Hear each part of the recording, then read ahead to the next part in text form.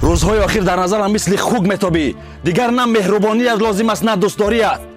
در چشمم دیگر ننمو. دیدن نمیخواهمت. گم شو ایرهم.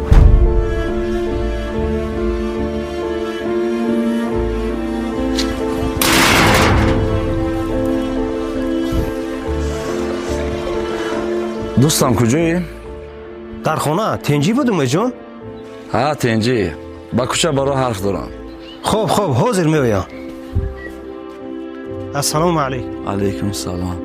واه اکه عبدالله نگاه که زن باشه این یکی باشه. ای بچه همه زنها برای تو آفریده نشده است که چشمانت را اعلا کنی. چی گپه کو گپ زن مرا فایده کردی. راستی اکه عبدالله همه روزهای آخر زنم در نظرم مثل خوک میتابد. در اول زیبا بود، حالا دیگر دیدن نمیخواهمش. یک سخنت میکنم گوش کن. اگر میخواهی که همسرت در نظرت زیبا بشود چشمانت را از دیگر زنها ببند.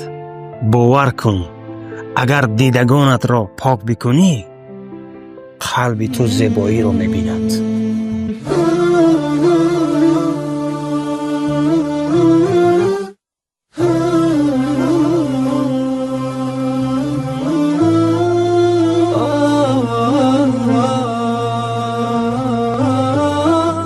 سرپرست کل شرکت زیارت شاه